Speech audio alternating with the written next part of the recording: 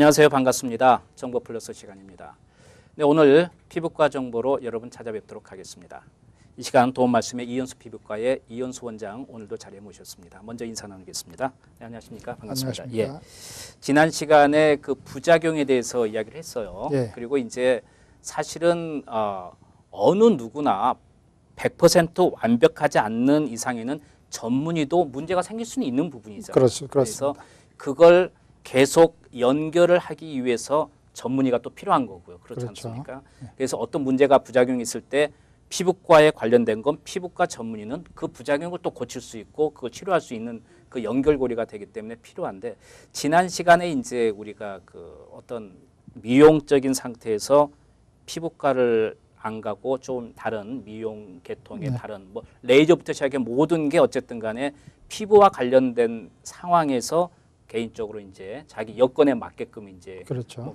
집에서 직접 오는 분도 있다고 이제 그런 정도로 그런 분들은 부작용이 날 수밖에 없는 경우가 그 확률상으로 높지 않습니까? 그렇죠. 예. 그러면 그런 분들이 혹시 이제 병원을 찾아오는 경우도 있을 거 아닙니까? 그렇죠. 그럼 어떻게 조언을 하시고 치료를 하시나요? 네. 근데 저희들이 이 문제는 이렇게 그 치료를 받은 사람들이 부작용이 생겼을 때는 벌써 치료한 그 시술한 사람은 사라지고 난 경우가 상당히 많아요. 찾을 수 없을 정도로.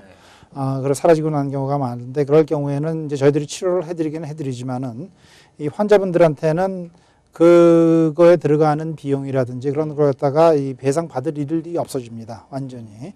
그렇기 때문에 그걸 조심하셔야 되겠고, 또 물론 이렇게 이 아주 저렴한 가격으로 오시게 와서 시술을 하는 사람들이라든지 할 경우에 보면은 그 사람들이 쇼컷이 있기 때문에 그렇게 할 수가 있는 경우가 상당히 많아요. 예를 들어서 쓰는 물질이 가짜일 경우, 아니면은 미국에서는 저기 불법적으로 팔지 못하게 돼 있는 물질이라든지, 때에 따라서는 이 실리콘을 갖다가 예를 들어서 필러로 해서 맞는 사람들이 있는데, 그 실리콘을 쓸 때 메디컬 그레이드 실리콘이 아니라 인더스트리얼 그레이드 실리콘을 쓰는 경우도 있어요.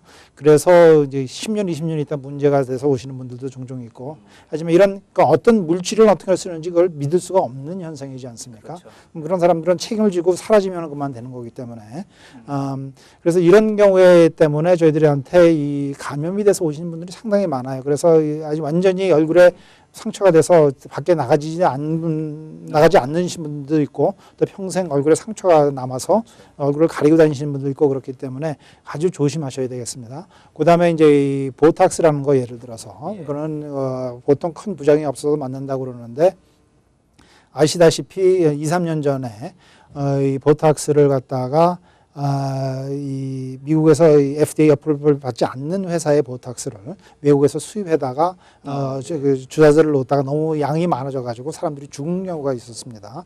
그러니까 그것도 아셔야 되겠습니다. 그래서 이 보탁스 오는 것 자체도 조심하셔야 되고, 확실히 그 물질이 FDA 어프로벌 돼 있는 물질인지, 그것도 그 샀을 때 정식으로 미국 안에서 정식으로 구입한 물질인지 그걸 아셔야 되겠고, 그런 이제 물질을 갖다가 투입할 경우에 그래서 치료를 하시는 분들은 반드시 그 라이선스가 있어야 됩니다. 그러니까 라이선스 있는지 없는지를 꼭 알고 치료를 받도록 하세요. 그래서 상당히 큰 이게 문제가 그 한국 미디어에는 많이 나타나지 않지만은 저희들은 그런 걸 갖다가 매일 환자들을 치료를 하고 있기 때문에 많이 보고 있어요. 그래서 물론 한국 사람들뿐만 아니라 그런 현상의 문제가 남미 계통 사람들은 상당히 많습니다. 그러니까 이거 조심하셔야 되겠고, 그다음에 이제 물론 미국에서 라이센스 있는 그런 의사분들이라도 피부과 전문의가 아니실 경우에는 피부에 아주 극소수의 그 차이 때문에 쓰는 그런 그 치료 방법의 차이를 잘 모르실 경우가 있어요. 그래서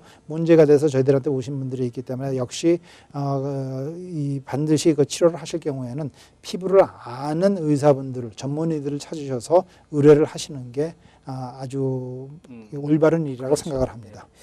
그 제가 어디에 그 인터넷에서 봤는데요. 네네. 그 주사를 판매하는 경우도 있더라고요. 피부에 어디 뭐 이렇게 주사를 맞아갖고 이렇게 좀 젊게 뭐 만들어준다 뭐 이런 것도 있는데, 절대 그런 건 하시면 그렇죠. 안 되고, 예. 정말 그건 자기 얼굴을 그냥 내놓고 나는 포기하겠다 했을 경우는 하는 그렇죠. 것이지. 자기 얼굴뿐만 아니라 생명에 문제가 있을 수 있는 수도 겁니다. 있겠죠. 그러니까 조심을 하셔야 되겠습니다. 사실 제가 지난번에도 어떤 그 나이 드신 그 여성분이 여기 검게 이게 점 같은 게 검게 났더라고요. 그래서 아니 그거 좀 어떻게 고치시지 그러세요. 그랬더니 미용차 이렇게 미용실 이런 데서 뭘 했는데 점을 뺐는데 잘못되고 그렇게 됐다 그러는데 그럼 고치셔야죠. 그랬더니 안 고쳐진대요. 그게. 근데 어떻게 이제 그 병원에서 가장 좀 이렇게 부작용이 심각한 그런 환자분들 예를 하나 뭐 들어주면 뭐 어떤 게 있을까요? 예를 들어서 저희 환자분 중에서 코에 점이 있어서 치료를 하신 분이 있어요. 한 20몇 년 전에. 그래서 점을 어떻게 하셨냐 그랬더니 처음에는 미장원에서 긁었고 그다음에는 동네에 있는 의사한테 가서 또 다시 긁어냈고 근데 없어지질 않아서 포기를 하셨다고 그래요. 예, 예. 그러니까 20년 후에 저한테 오셨는데 조금씩 커졌다고 그래서 보니까 저한테 왔을 때는 이 손가락, 새끼손가락 손톱 사이즈만하게 그 사이즈가 컸어요. 색깔은 짙은 밤색이었었고 거의 까만색이었었고 돔 쉐입이니까 뭐 점같이 볼 수도 있었는데 아무래도 모양이 조금 이상해서 조직 검사를 해봤더니 피부암이었었습니다. 그래서 근데 그 자체가 피부암이 20년 됐었던 거라서 저희가 좀 걱정이 돼서 치료를 못하기 때문에 어떻게 할까 해서 보니까 피부암이 그 표피뿐만 아니라 너무 깊이 들어가서 뼈까지 들어가서 저기 수술을 받아야 했을 분들이 있어요. 뭐 그렇게 비슷하게 그것뿐만 아니라 코 옆에도 그런 점 같은 게 피부암이었는데 모르고 긁어내다가 번진 사람들도 있고 또 어떤 분은 이 흑색종 암 종류죠. 근데 흑색종 암은 다른 피부암들은 보통 그 전이가 되지 않기 때문에 크게 걱정 안 하셔도 완치가 될 가능성이 있는데 이 흑색종 같은 것은 미리 치료를 안 하시면은 전체적으로 번져서 큰 부작용이 그러니까 생명의 위험이 있을 수가 있는 그런 종류의 암인데 흑색종 암이었는데 그걸 모르고 긁어내다가 그게 이분은 손가락에 있었어요. 근데 사막인 줄 알고 그냥 월미으로 긁어내고 그러다가 치료를 몇 번 하다가 안 없어져서 오셨는데 저희들을 보면은 금방 뭔지를 알죠. 그래서 조직 검사를 해서 암입니다.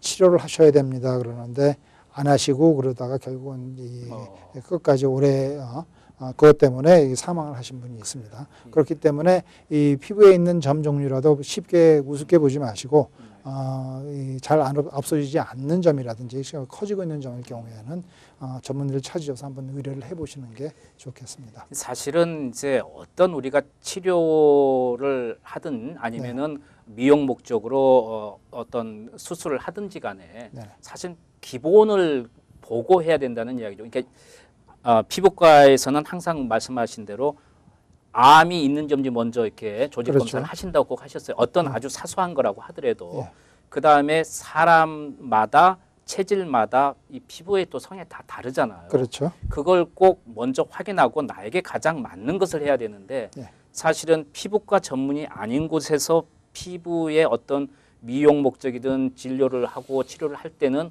그런 건 무시되고 무조건 똑같이 일률적으로 이렇게 그렇게 될 경우가 되는 그렇죠. 아무래도 그 초이스, 그 치료하는 그렇죠. 방법의 초이스가 병 종류를 많이 모르시기 때문에 그렇죠. 한계가 될 수가 있는 그렇죠. 거죠. 그래서 그냥 모든 사람을 그냥 일률적으로 놓고 진료하고 치료를 하게 되는 경우가 많기 때문에 대부분 의사분들은 이 뭐 내과나 소아과 분들은 피부에 문제가 있을 경우에는 리퍼럴을 해서 피부과를 보냅니다. 왜냐하면은 그분들이 많이 아시는 게 있고 모르는 게 있는데 아주 간단한 것은 치료를 하실 수가 있지만은 조금 보통 간단해서 치료를 해서 반응이 있어야 되는데 되지 않을 경우에는 대체적으로 바로 보내주시죠. 근데 또 부작용 중에 요즘 이제 그 정말 문제가 되고 있는 게 너무 그 인터넷 정보의 홍수 속에서 잘못된 정보를 얻고 이렇게 개인적으로 하는 경우도 상당히 문제가 많죠. 인터넷에서 도움된다고 해서 케미칼 같은 거 사가지고선 치료를 해서 문제가 되어 오신 분들도 종종 있습니다. 항상 말씀하시지만 특히 여드름 문제에 관련해서 젊은이들이 문제 많죠. 그렇죠. 그러면서 뭐 집에서 여러 가지 방법으로 치료를 하는데 물론 도움이 되면 다행이지만 안 될 경우에는 상처를 나중에 처리를 해야 되기 때문에 골치가 좀 아프죠. 이 부작용이 생길 수 있는 건 절대적으로 인터넷의 정보를 믿지 말라는 게 아니고 너무 많기 때문에 내 자신이 지식이 약하기 때문에 받아들일 수가 없기 때문에 전문의하고 상담을 해야 돼요. 예, 그렇습니다. 예, 오늘 도움 말씀 감사합니다. 예, 감사합니다.